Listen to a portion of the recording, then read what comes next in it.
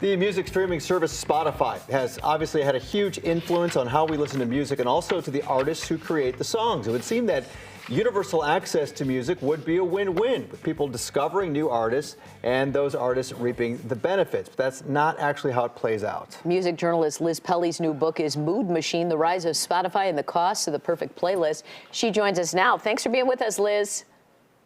Thank you for having me. So when all of this streaming started, we kept hearing that artists can't make money off of streaming anymore. That's why they keep touring. They make the money on the tours now. Is that still the case, or have they fixed this so that the artists are making the money they deserve?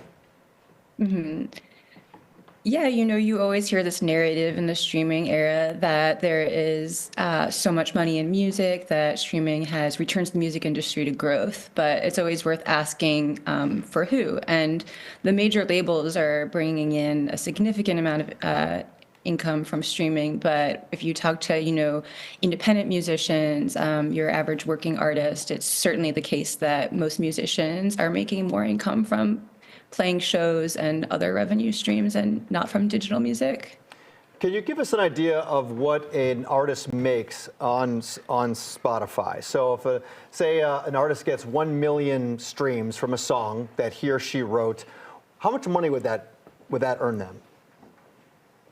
So one of the major issues with the streaming is that, and not just Spotify streaming in general, is that that's an incredibly complicated question, and there's really not one answer. There's this stat that gets thrown around a lot that artists make 0.0035 cents on average, and that is what a lot of artists report. But because artists are paid a revenue share, it's called pro rata, so you're getting paid a percentage of the total pot of streaming profits comparable to the amount of streams you had. It's within the entire pool. It's very complicated. And then in addition to streaming services paying artists based on, what they generate through streams, each artist also has a contract with their record label that also impacts the amount that they're paid as well. Then on top of artists having a contract with their record label, you have a manager getting a cut, and then there's how many people are contributed to a record, like how many players there are, how many songwriters there were. So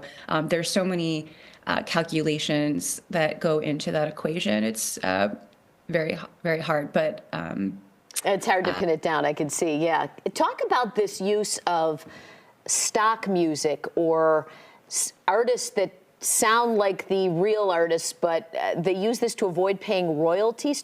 I was a little confused by that. Yeah. So this has been one of the big stories of streaming and Spotify in particular. It's a story that really has been unfolding over the past decade. Some of the earliest reporting on this was happening in 2016. You would often see on social media people making posts. I was listening to a study playlist today, or a focus playlist today, and I realized that all of these artists seem to be fake. I can't find any information about them online, and their photo is just this stock image, and there's no link. And it became pretty obvious to a lot of Spotify and music streaming listeners, this is not just on Spotify, it's a streaming industry-wide issue, that there was a lot of music from stock music companies appearing on these really popular playlists. So for my book, I spent about a year investigating this and found that there actually is a list of production companies that Spotify is specifically working with in order to get this content that they pay a lower royalty rate on, or a lower rate on, in order to save money. It's a cost-saving initiative. So you said you spent a year investigating here. Are you getting information from Spotify employees who don't wish to be named, like sort of like a whistleblower? I spoke with the book. For this book, I spoke with musicians, former Spotify employees, people who work in the music industry.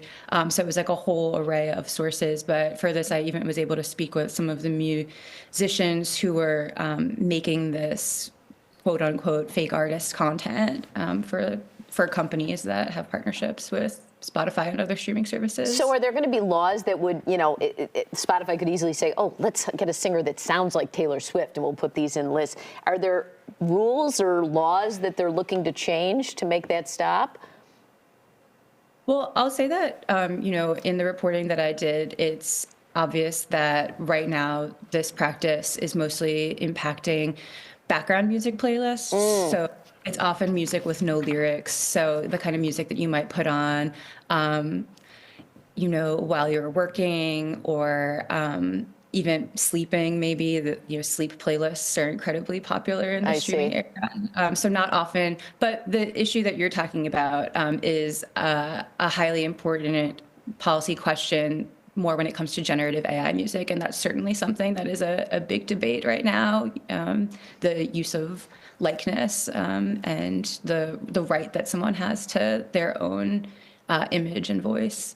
Well, it's really fascinating considering how Spotify has really become the main source of music here. Again, let's throw the information here on the book here. It is called Mood Machine: The Rise of Spotify and the Cost of the Perfect Playlist. You can check out her website there and on the socials. Liz, thanks so much for your time this morning. Thank you for having me.